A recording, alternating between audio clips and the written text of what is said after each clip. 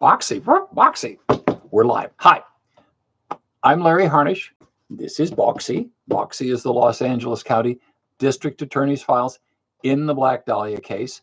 And this is the monthly Ask Me Anything on the Black Dahlia case for March 2025. Okay. If you are new, I started doing an Ask Me Anything on the Black Dahlia case because I got sick and tired of the low quality of true crime TV shows and podcasts. This is only Black Dahlia questions. I have another session the third Tuesday of the month on George Hodel and Steve Hodel. So don't ask anything about George Hodel and Steve Hodel this time. That will be March 18th. Okay.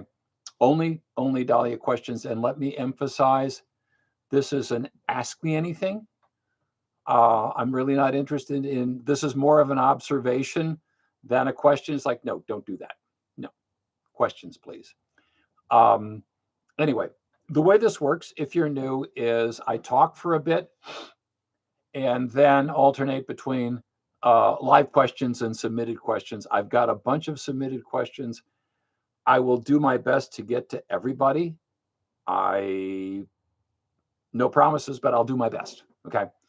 The next Dahlia session will be the first Tuesday of April. Yes, April already. April 1st, Pacific time, 10 a.m. Pacific time on YouTube. I don't do Instagram anymore. I got tired of providing free content for Mark Zuckerberg. So I don't do that anymore. Okay. Number one, report on the book. I am at 171,000 words as of Friday.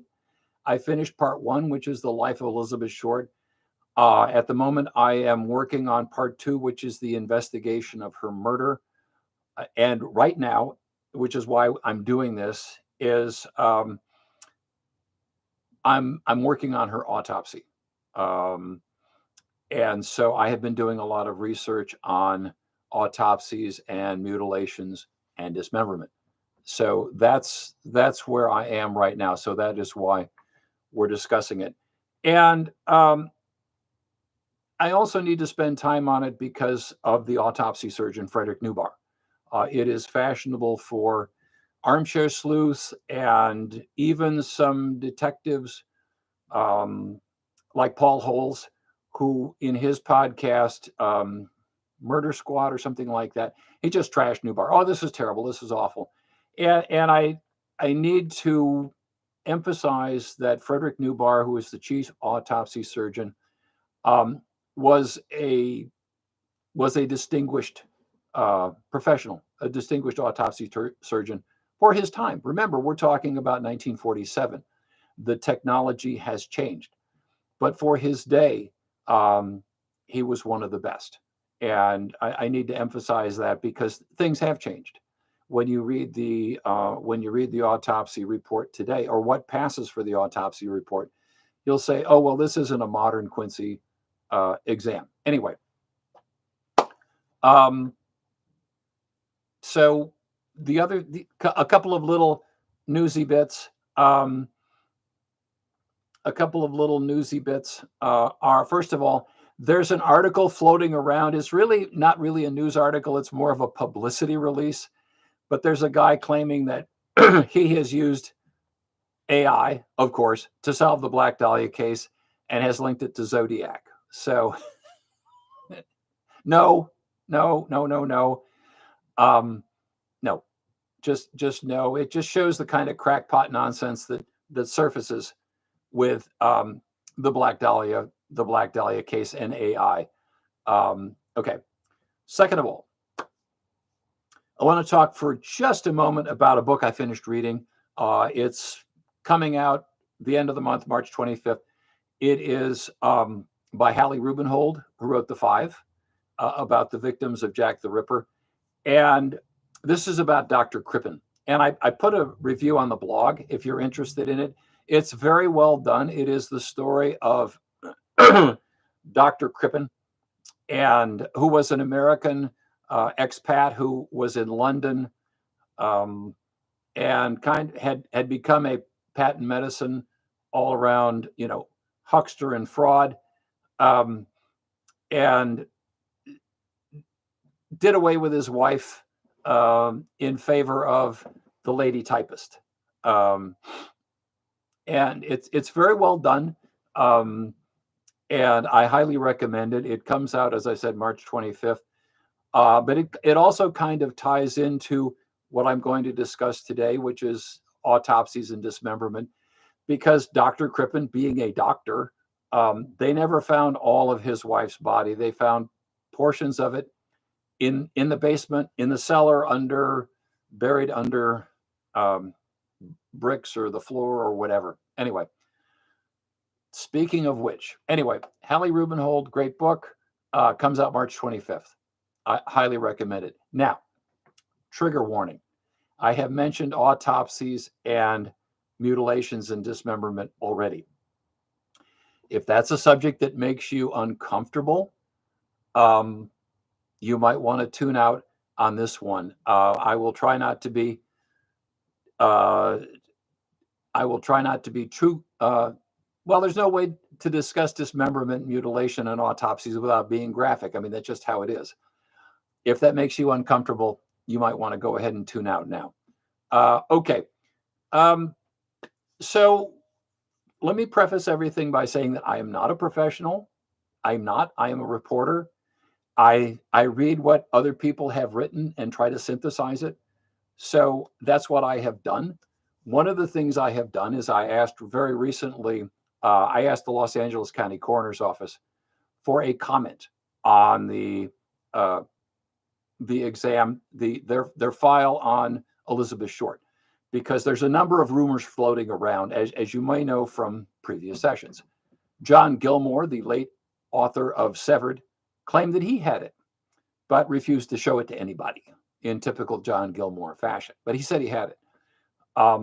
James Elroy said that he was doing a reading and a kid showed up with the file. He had stolen it. So Elroy claims that he read it and then returned it through official channels because he didn't want to get the kid in trouble. That's another story. Still another story is, and you get this from Daddy Was the Black Dahlia Killer, Michael Newton and Janice Newton and Janice Knowlton and Michael Newton. That book says that the file is sealed at the request of the LAPD. And the Los Angeles Times has also reported that the file is sealed. So as with everything else involving the Black Dahlia case, nothing is simple. Nothing. So I emailed the public information officer at the coroner's office and I said, which story is true? Is the file sealed? Is it missing? Blah, blah, blah. I haven't heard anything. So I don't know. But I did my due diligence on that. Okay. So let us talk about a couple of autopsies very briefly and try to compare and contrast them. First, what I want to talk about is not Elizabeth Short, is Virgie. I'm taking these chronologically. Okay. First one is Virgie Lee Griffin. Now, who is that? Okay. Here's the story. Virgie Lee Griffin was a sex worker, and she was killed by a guy named Otto Stephen Wilson in 1944. Wilson was a discharged Navy pharmacist mate. He was in a Skid Row bar on Main Street. I believe it was Main Street. Picks up Virgie Lee Griffin, and they make a deal. Let's go to a hotel. Let's go to a room and have sex. Blah blah blah. His story was that they got to the room. She got her clothes off, and then raised her price. And he lost his temper and strangled her, and then spent a lot of time trying to cut her up. And it was a mess. He had no idea what he was doing. They had been drinking heavily, which is also a factor. Anyway, they found her body. Harry Hansen, one of the lead detective in the Black Dahlia case, also worked the Otto Stephen Wilson case. And when you look at the crime scene photos of Virgie Lee Griffin, she barely looks human. I mean, and when you look at what I have, not the autopsy file, because of course you can't get that stuff. It was read into the inquest. The report was read into the inquest. She died of strangulation. And then Otto Stephen Wilson spent a lot of time trying to cut her up. He gave up and left the hotel, went and saw a movie, went to the $1 Million movie theater, saw a movie, and then went back to Main Street and picked up another woman, got up in the room. Same thing. He was still mad about Virgie Lee Griffin. So that, at least that was his story, and killed her too, and was arrested in a Main Street bar. And he still had blood in his mustache from the victims. I mean, it was just awful. If you want to read an interview with Otto Stephen Wilson, it is in Paul DeRiver's book, The Sex Criminal. And there's a picture of Wilson with, of course, the little black bar across the eyes that they used to do back then, but it's in there. Okay. So that was in 44. And again, I mean, it's just, it was just wild, out of control, cutting and slashing and really bloody and all that kind of thing. Anyway, Elizabeth Short died from hemorrhage and shock due to concussion to the brain and lacerations of the face. The slashes here, she essentially bled. She was hit in the head pretty hard and bled to death. And what we have for the autopsy was what was read into the record in the inquest, and it isn't even complete. Newbar got up on the stand and he started reading his report.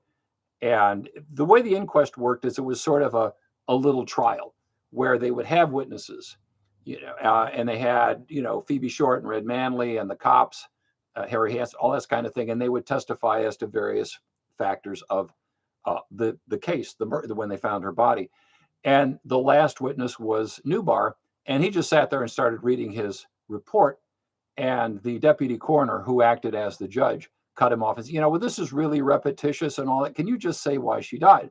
And so he said, hemorrhage and shock due to concussion of the brain and lacerations of the face.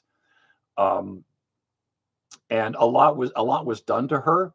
But the two characteristics that people remember are the slashes in the face and being cut in half. And I'm going to talk about that in a little bit. The third one is Jeanne French. And very often the armchair sleuths and the amateur detectives and sometimes retired detectives say that, oh yeah, Jeanne French and Elizabeth Short, those killings were just the same.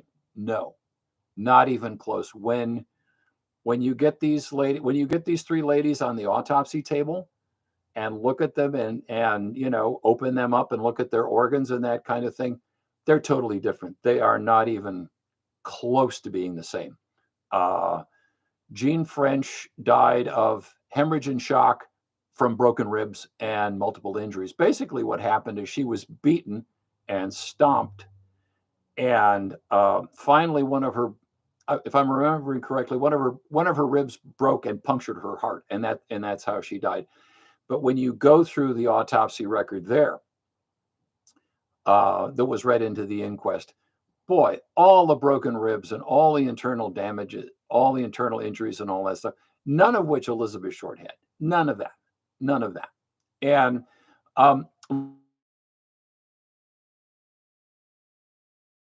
the killer did a number of things to make it difficult forensically.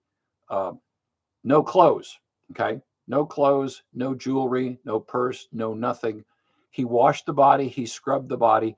And those are the kinds of things that your forensic examiner is going to look at. Is there any residue of anything on her clothes? Is there any residue of anything on the body? No, they don't have any of that. Sometimes, as you may know, they look at fingernail scrapings. Well, Elizabeth Short bit her nails, so there were no fingernail scrapings to look at. Her teeth were in really bad shape. And again, one of the things they look at in an autopsy is the teeth.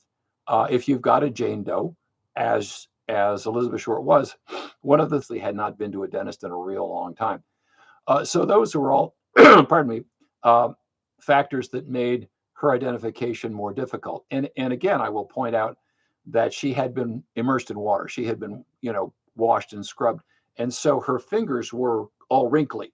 And there's a technical term for that. But it was hard to fingerprint. So those were all challenges in the autopsy and identifying her. Okay. So that's just the basic highlights. Again, what we think of when we think of the case of Elizabeth Short is the face, the slashes to the face, okay, and then she was cut in half. And I am not an expert. I'm a reporter, so I have read a bunch of literature, and I'm trying to kind of repackage that in a sensible fashion for the layperson. So if I screw something up, I'm sorry. I am reading a lot of stuff and trying to repackage it. So let's talk about dismemberment. And again, I'm not a professional. Anyway, according to the research that I have done, dismemberment, and I always quibbled with the idea that Elizabeth Short was dismembered. Okay, to me, dismemberment is cutting off the arms and the legs and maybe the head. That to me is dismemberment, and I never considered. I said, well, okay, she wasn't really cut in half because I mean she was cut in half, so she wasn't really dismembered. But I guess that falls into the category of dismemberment. Anyway, how common is it? Well, not much. Okay. There was a case of a woman who was killed in Boston in 1996 named Karina Holmer, and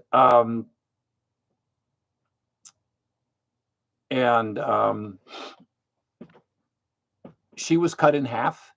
And when the newspapers covered that, it was in Boston, and when the newspapers covered that, they talked to a couple of forensic experts and people who's criminalists, and they said, okay, less than 5%. So as of 1996, less than 5% of murders resulted in dismemberment. And indeed, that's what we find. What I did was I went back and went through the newspaper articles from 1936 to 1946.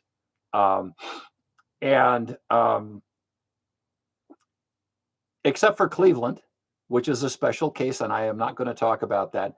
Otherwise, dismemberment was pretty rare. It wasn't unknown, but you might have one or two cases get into, and of course, it's dismembering a body is sensational. So it got into the newspapers, but you might find one or two a year, as I said, except for Cleveland. Maybe one or two. It's not common. Okay. So what you would find is, okay, let me stop right here. Glasgow Smile is a contamination from Wikipedia. Some British crime fan threw that in the Wikipedia article, and it's all over the place. So just forget Glasgow Smile. Go away. We're not going to talk about that. No. So very, very, and I should mention, these are in the days, because I'm looking at 36 to 46. These are in the days before plastic trash bags. Okay. And so what got used was cardboard boxes, suitcases, gunny sacks, whatever was around, kind of thing. I came across one case where a guy had been cut in half, and I thought, well, that's interesting. Well, it turned out on more research that he had tried to commit suicide by jumping off a ship and was cut in half by the propeller. So no, he wasn't really cut in half. It wasn't really a murder at all. It was a suicide, and he got hit by the ship's propeller. Okay. There are, again, I'm a layperson. I am just trying to repackage what I have read other places. And scientists, being what they are, they have tried to classify dismemberment. Okay. And I will make it real simple. Okay. The simplest thing is you have one mode where it's making the body easier to transport. And a subcategory of that is concealing the identity. Okay. That's called defensive. Okay. In case you wondered, the 5 categories are defensive, aggressive. Let's see, defensive, aggressive. Let's see, defensive, aggressive, offensive, necromaniac, and maybe communication, which is sending a message. You got that? Okay. So the simplest kind is defensive. And that is simply where killer and victim are drinking heavily and have a fight, and the killer hits the victim with whatever's around, has no plan, says, oh shit, I've killed somebody, I need to get rid of the body. and cuts it up and puts it in cardboard boxes and tries to dispose of it someplace, strictly for transportation and disposal. A variation of that is like Dr. Crippen, where the body is cut up to conceal the identity. Again, it's for transportation and disposal, but to conceal the identity. And an example of that would be where you find most of a body, but the head is missing or the hands are missing. And, trigger warning, if whoever killed Elizabeth Short had cut off her head and her hands, she would have never been identified. She would have remained a Jane Doe.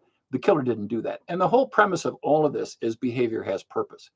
They all have a purpose for doing that. Okay. So let's see here. So defensive is just getting rid of the body. And gosh, you go. I went through the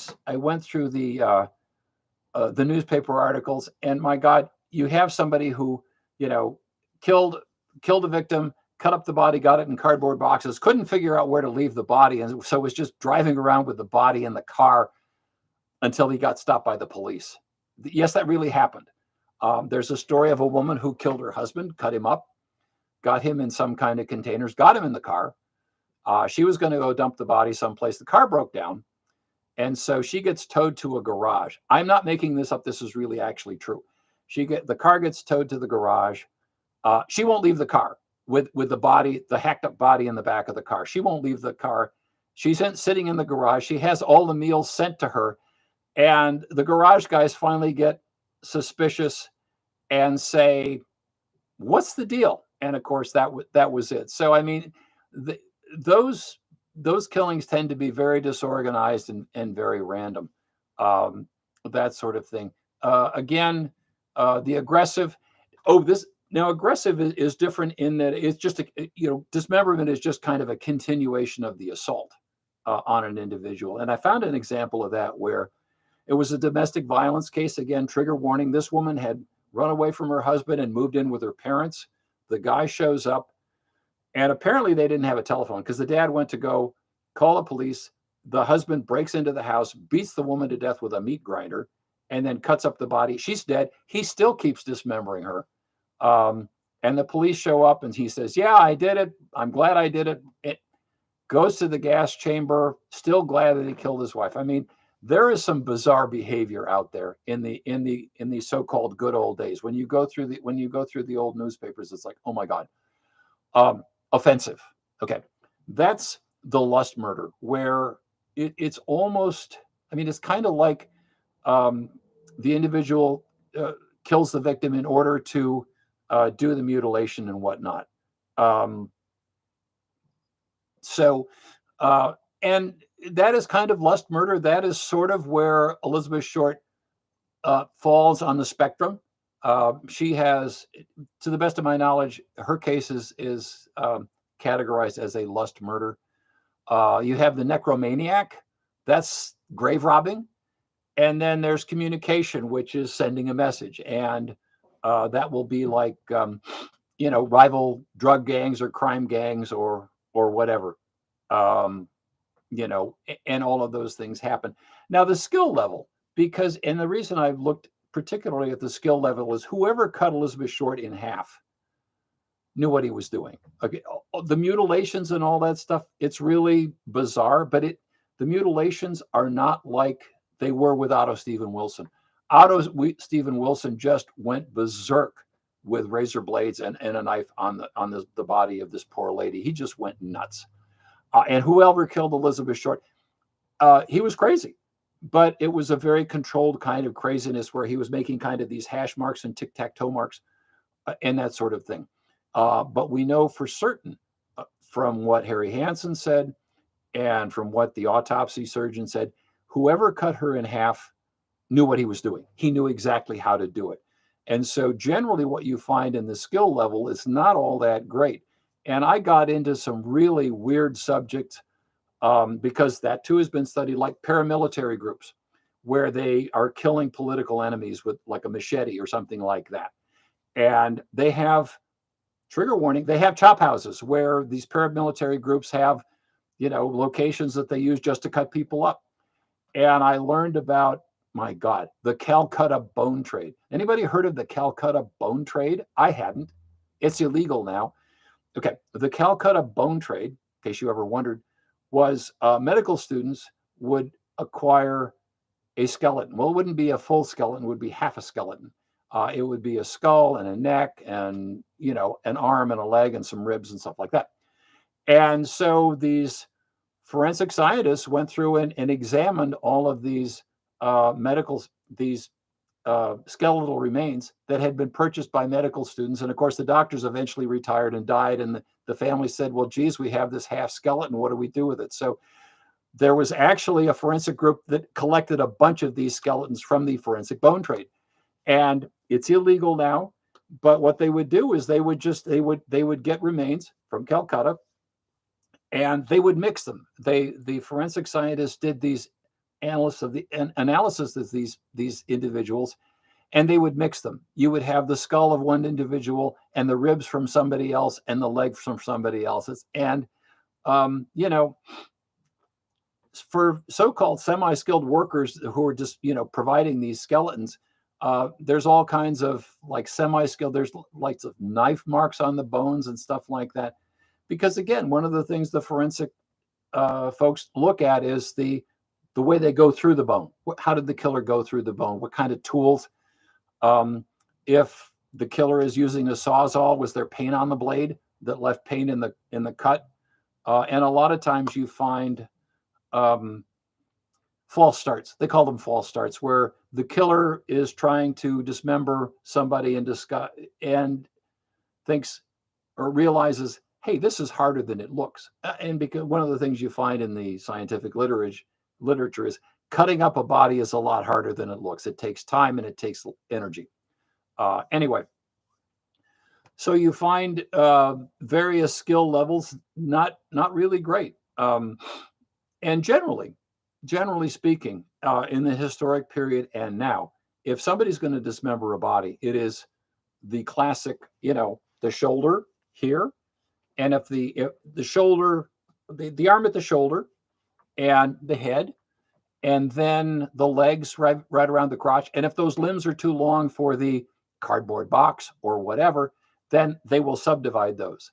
But cutting someone in half is almost never happens. It's even if dismemberment is rare, like less than 5%, cutting somebody in half is even more unusual, because it's not an efficient way to get rid of. It is not an efficient way to do it. You have to go through, and again, I'm a layperson. I'm reading this stuff, but what I read in the scientific literature is you've got all these ligaments and you have all these muscles in the back that you have to go through, and you have to go through the spinal column. It's a lot of work. There are better ways to do it. And so I think the question is, and I am working at wrapping it up here. I could talk a lot longer, but again, I'm a lay person and I want to leave some time for questions. Behavior has purpose. So whoever killed Elizabeth Short had a reason for cutting her in half, and they had a reason for not cutting off her head, not cutting off her hands. If the killer had wanted to conceal her identity, it would have been a completely different thing. She would have been decapitated, we'll say, hands cut off. She would have never been identified. Certainly would not have been left in that neighborhood. It would have been cardboard boxes in an alley or buried in a backyard, stuff like that. And you do find news stories where kids will be playing in the backyard and they find a woman's head. That does happen. And with that, I mean, I could go on and on and on, but I think at this point, I need to just wrap it up. If you are interested in it, I will put some reading material in the comments, so you can go look at it. All righty, let's go back. Let me roll back to some questions here. Thanks for your patience, by the way. I know that was long, and again, I am not an expert. All I know is what I've read.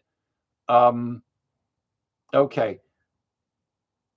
Have any insight on whether the mutilations were done post-mortem or not? I think most of them were. The slashes to her faces, she bled to death from that. Okay. But the other stuff was post-mortem. And the question is whether she was conscious, because she had been banged in the head.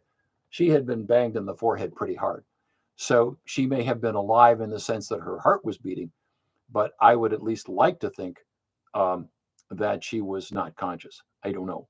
One of the things that I'm curious about is, you know, one of the things that forensics looks for is defensive wounds, and that kind of thing.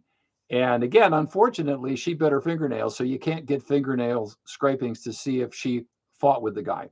We don't know. But that's a conversation for another time. Okay.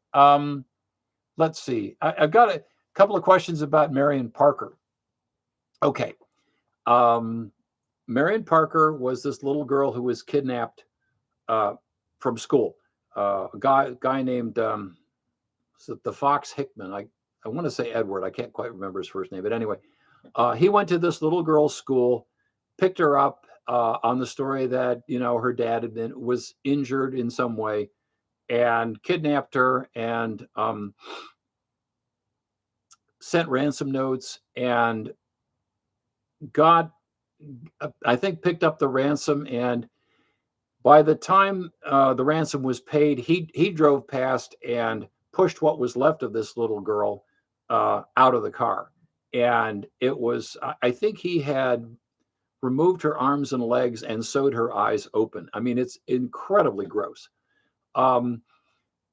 Whether, I mean, he in the sense he didn't hide her remains because he pushed her torso out of the car. And I don't remember now what he did with the arms and legs.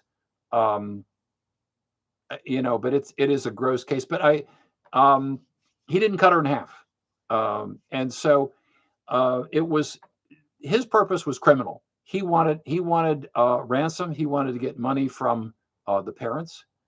And so, no, I would say it was totally different in that there was no ransom note. There was nothing like that. Marion Parker was, I mean, they knew it was her.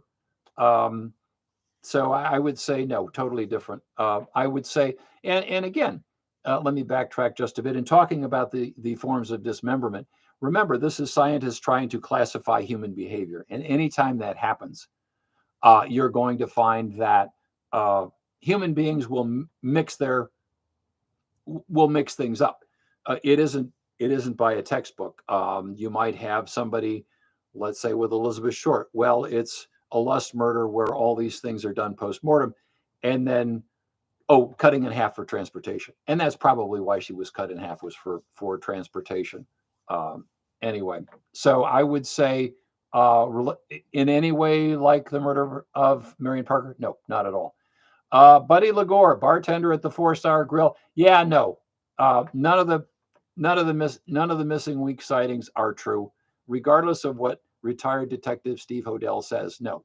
The police looked at all of these sightings that were reported between January 9th, when Elizabeth Short disappeared from the Biltmore, and January 15th, when the body was found.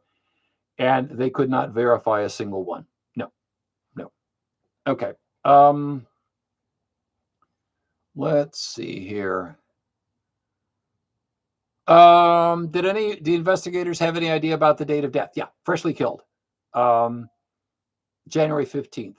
And they know that basically because the human body undergoes chemical changes, as we know from the very unfortunate death of Gene Hackman. Okay, he'd been dead a while, and a dead body goes through a chemical process, and so they knew, based on looking at her, that she had been freshly killed. And I forget exactly now. I think they said within the last maybe 12 hours before she was found, something like that. Okay. Yeah. Jules, that's a good question. You do find many occasions of mutilations of the mouth. The obvious inference is that they said something. But again, we don't know. Did she say something? That's another conversation, but it's entirely possible. You know, it isn't. It is people have been slashing cheeks and slashing mouths for a long time. It didn't originate in Scotland. Okay, let's see. Are we any closer to working out what was in Elizabeth Short's stomach? Well, thank you for asking. Not really. And when you go into the Jeanne French autopsy report, they have a catalog. They know exactly what she had. They can catalog it as in, she had just eaten a meal. It was, let's see if I can find it here. It was, she had, celery and this and that and the other thing.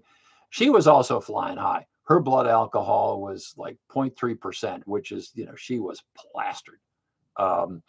So with Elizabeth Short, until the coroner is willing to comment on that any further, I am sure, because the way Newbar did it, in case you wondered, with the autopsy, he used, of course, there have to be a couple of things. He used the Virchow technique.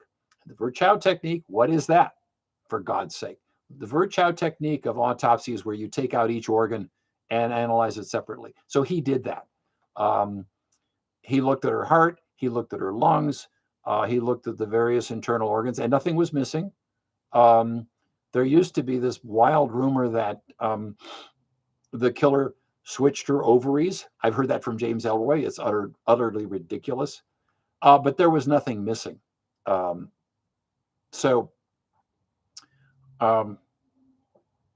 in terms of,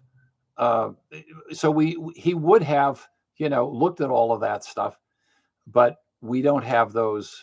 We don't have that data publicly available, and until the coroner lets go of the file, I don't think we're going to get that.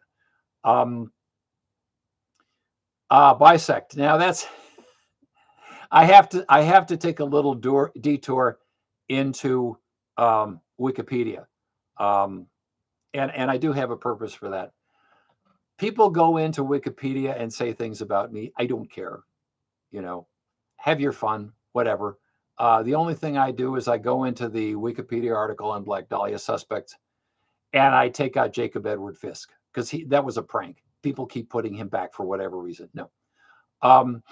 But somebody went into the Black Dahlia Elizabeth Short article where it talks about bisection and added a link to geometry for the definition of bisection. And somebody else came along and took it out. And it's like, come on, folks, really? Wikipedia it's a joke. I'm sorry. It is a joke. So let's see.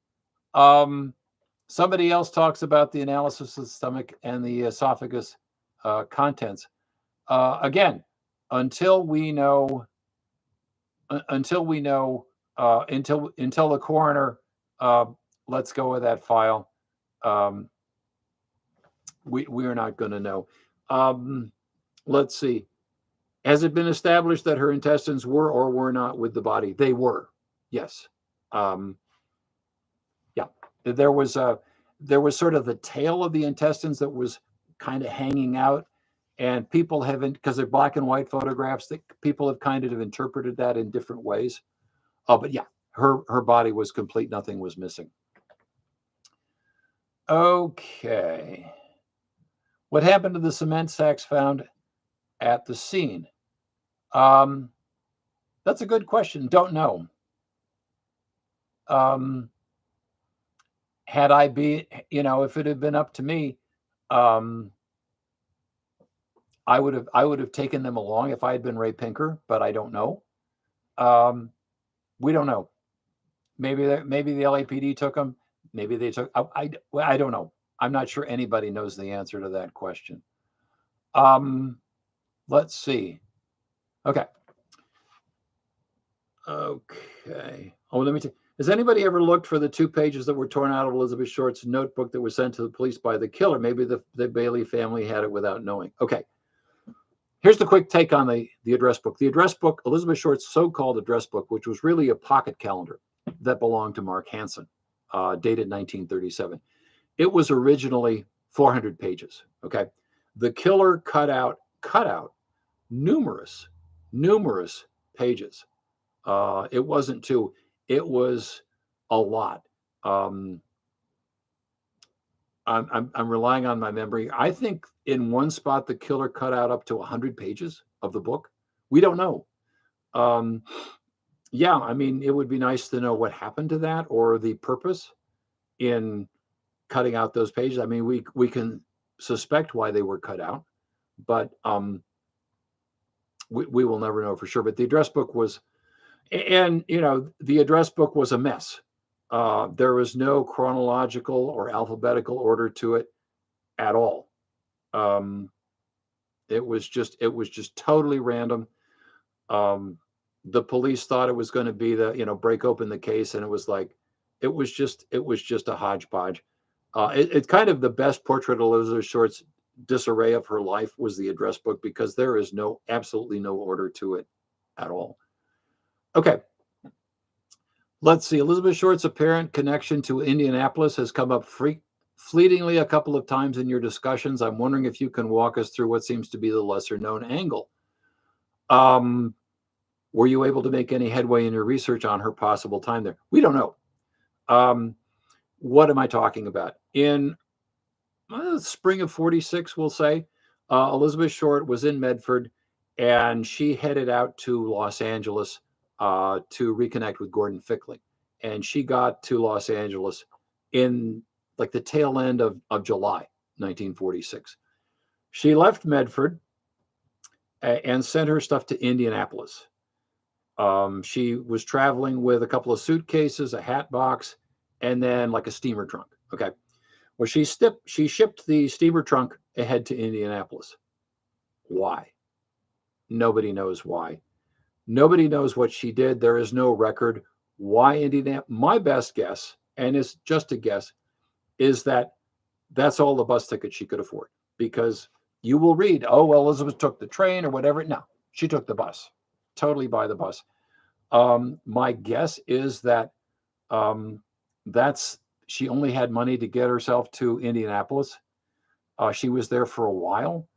It's not really clear exactly how long she was there. She was there long enough to get her pictures taken. She got some pictures taken with a guy, and you see it's like a set of 4 photographs. The guy was subsequently identified by this couple who said, "Oh yeah, they checked into our place, and I'm sure it was her. I'm sure it was him. Blah blah blah." Okay, no.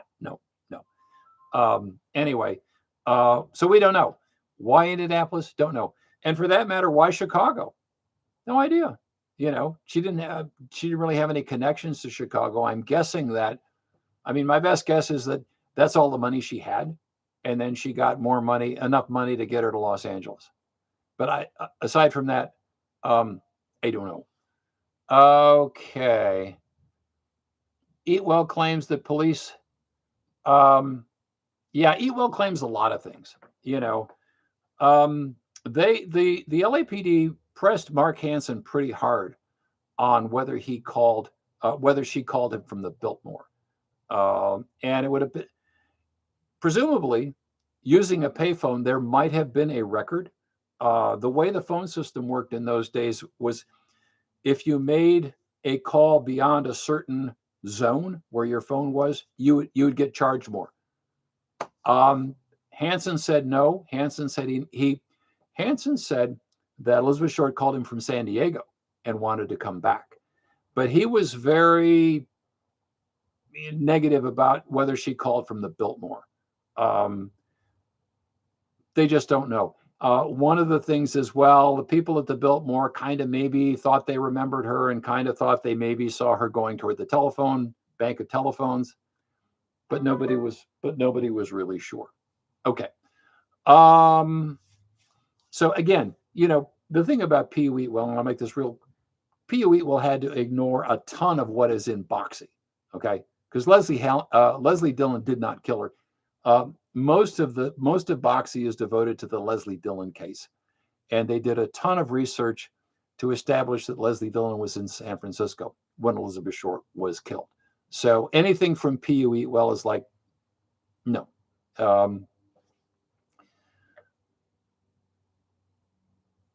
Okay. Having turned 21 years old in 1945, is there any record of Elizabeth Short having voted in any election? Did she ever express any political beliefs? No. Elizabeth Short moved so frequently that I don't think she ever had an established address where she could register to vote. Certainly nobody ever discussed, nobody who knew her ever mentioned her political beliefs or anything, whether she was interested in politics at all. I don't think so. I mean, my hunch from studying the life of Elizabeth Short as much as anybody can know about it is that politics just was not on her radar. I don't think so. Okay. Was the package of Elizabeth Short's item ever sent to the newspaper and or the cuts on the body ever examined in an attempt to determine the handedness of the killer? Not that I'm aware of. I don't know how you would establish that. It is one of those things where, the killer was, it's like, that's detective novel stuff, frankly. Okay. What was the point of the facial knife wounds? Wasn't she already knocked out by blows to the face? Presumably. I don't know. I would like to think that she was already knocked out. I will defer to John Douglas. Douglas's take was that she said something that angered the killer. What it was, we don't know. But I mean, his take was that it's pretty likely that she said something. Again, when you look at the historic record, cutting somebody's mouth is a very old practice in human behavior. It didn't originate in Scotland. Presumably, she said something that the killer did not like. Let's see. Okay. I recently saw Mitzi Robert in a documentary about the Wonderland murders. Did I ever get to talk to her about the Black Dahlia case, and what did she think of your theory?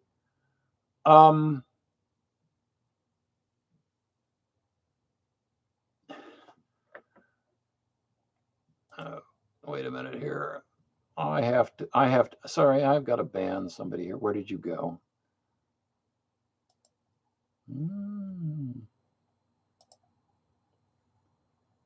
Okay, goodbye.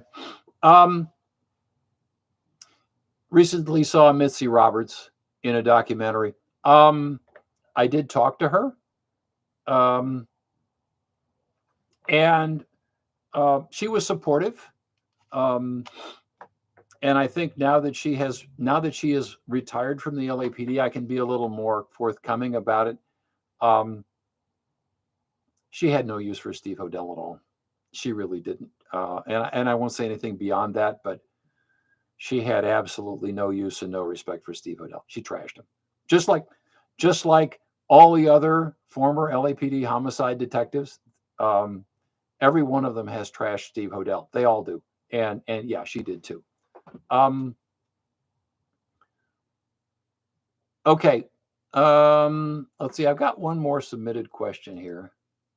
Let's see. I would love to know what makes her case one of a kind above and beyond the obvious. There's so much more that was done to her. For example, what is it? The wound with the throat. The same with the cuts on the bridge of the nose. Looks like a hole close to her eye. Oh, and what about the feet? Well, that's a lot of questions about the autopsy. Again, behavior has purpose. The killer certainly had a purpose in doing everything that was done to Elizabeth Short. We don't know what it was, but definitely did. But was there a cut to her throat? I think maybe what this individual is talking about is it's the morgue shot. There's a morgue shot where they've kind of cleaned her up. They've kind of combed her hair, if you've seen that one. And there are these like baseball stitches down her throat. And that's just from the autopsy. Okay, that's what that is from. Newbar made the typical autopsy incision to get to, he had to look at her, all this stuff. So he cut her open here and looked at, the throat and the hyoid bone and all that. He looked at all of that. So, and, he cut open her skull. That is part and parcel of the autopsy, is to go through the scalp, cut the scalp and cut open the top of the head and look at the brain. That is how autopsies were done. Again, trigger warning, sort of a belated trigger warning. What about her feet? This individual asks about the stains on her feet. My best take on that is that those are from her shoes. My best guess is that she was walking around without stockings. Ann Toth said she didn't have stockings. So my hunch is that is just from her shoes. I could be wrong, but that's my take on it. Do you think Bartika was helping Walter Bailey cut up the body? I'm glad you asked that question, because doing research in dismemberments, trigger warning again, they can usually tell when two people have worked on a body, because one is more adept than the other, or one different skill levels or different. I don't know how you would know that, but according to the dismemberment autopsy literature, they can tell so-and-so had help. So I think it was a one-off all the way. Okay. Any theorizing about what kind of weapon caused the concussion to Elizabeth? I don't know. I spent a long time looking at one of the morgue photos, just of her forehead, like right here, and trying to look at the imprint of what that would be. And I couldn't figure it out. I don't know if it was a hammer or something like that. I don't know, but some object that was strong enough to do it. And apparently he knew exactly where to hit her to render her unconscious. Okay. If she was cut in half just for transportation, why did the killer bother with such a surgical cut? Because that's who he was. Okay. I've answered that question before. No. And the weight of a dead body. Well, okay, as I pointed out before, and let me point out again, if you have ever tried to move an unconscious person, they are heavy. I speak from personal experience on that. If somebody's passed out, they're heavy. And, it's entirely possible that if you had an individual who was older or whatnot and didn't have the strength to move an entire body, cutting into half would make perfect sense, and draining the blood. But again, whoever killed her knew where to cut her in half, knew exactly how to do it, and also had a way to dispose of that blood. When Otto Stephen Wilson cut Virgie Lee Griffin in half, blood was everywhere. The carpet was soaked with blood. He had thrown bloody towels in the wastebasket with part of her liver. I mean, again, his kind of killing is sort of the aggressive, where she's dead and he just keeps cutting her up. It's part of destroying this individual. Okay. Let's see. Do you think the LAPD illegally bugged anyone else in this case? Mark Hansen. They bugged George Hodel and Mark Hansen. Those two people for sure. We know that. Have you ever tried to communicate with Hallie Rubenhold? Yeah, I had an exchange with her yesterday. We had a very cordial and nice exchange, and she liked my review. So, yeah, it was good. Why was Elizabeth Short buried in Oakland? Elizabeth Short was buried in Oakland because her older sister lived in Berkeley, and that was when Elizabeth Short was killed. That was the older sister, Virginia Short's decision. Medford was not really home to the Short family. They landed there because Cleo got a job. The dad, Cleo, got a job with the city, and so they landed in Medford. They lived there, and once he took off, they just stayed. but I don't think it was really home for them. And so Virginia was already in Oakland, or in the Bay Area. She was living in Berkeley with her husband. And so Virginia made the funeral arrangements. It was in Oakland, and then Phoebe eventually moved out to Oakland. Okay, so that was they're really, the ties to Massachusetts to Medford were very shallow. So that's why. Why did she never work if she could? Was she that lazy? Was she a gold digger? There's no way she couldn't at least find menial jobs. She could have. She could have. I think that Elizabeth Short was so. Elizabeth Short worked regularly up until her fiance was killed, and she never worked again. I mean, when word happened, when she got word that her fiance had been killed, she quit her job. She was working at a cafe in Cambridge. When she found out he was killed, she gave 2 weeks notice, and she never worked again.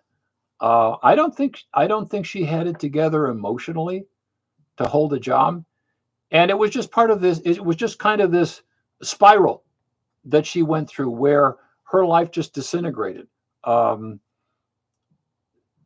no, I mean, I don't think she ever had it together enough to get a job.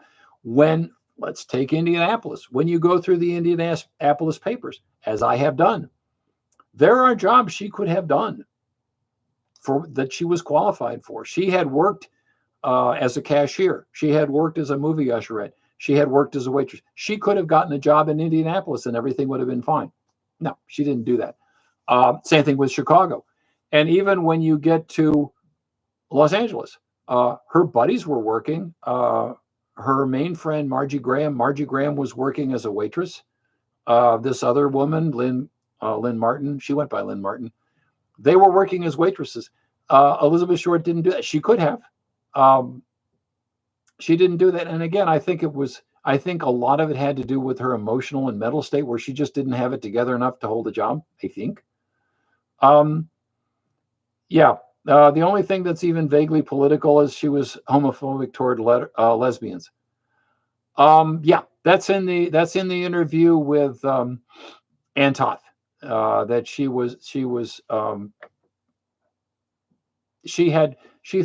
claimed that a couple of her roommates at the Chancellor, I think it was the Chancellor, it was that place where she ended up in a bunk bed. It was like 4 bunk beds, $1 a night. And Elizabeth Short was claiming, at least she claimed to Mark Hansen, that some of her roommates were lesbians and hitting on her. And whether that was true or not, Ann Toth said, no, they're not gay. I would know they're not. But anyway, that's it. In terms of political parties or anything like that, no. And again, I mean, Elizabeth Short in that respect would have been a product of her time, for sure. But that's politically, no. I don't think she, again, I don't think she had it together enough. She was on such a emotional disintegration that higher thinking like that was just, politics and whatnot. No, I don't think so. Do I think the killer was personally angry at Elizabeth Short? This is a good place to end up. Yes. My opinion, which is based on what John Douglas told me, was that, and when you look at mutilations and dismemberment, when you find certain types of that, it's personally directed. In other words, it isn't just lashing out against a woman who is standing in for somebody else. My best guess is that what was done to Elizabeth Short was the killer doing it to Elizabeth Short as Elizabeth Short, not representing all womankind or something like that. No, he was angry specifically at her. And I think, at least like Otto Stephen Wilson, angry enough to keep it going for a long time, because as the forensic experts say, it takes a long time to cut up a body.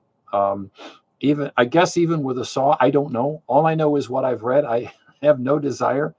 I mean, when you watch the videos of, and I've done this, where they're breaking down a side of beef, they have a bandsaw, and they run the meat through a bandsaw, and it's like that. But whoever killed Elizabeth Short did not have that. It took a long time. Okay. And with that, we are done. The time has gone fast. Thanks as always for tuning in. The next session is March 18th. That will be George Hodel and Steve Hodel only. And so I'll see you then. Thanks again. Take care.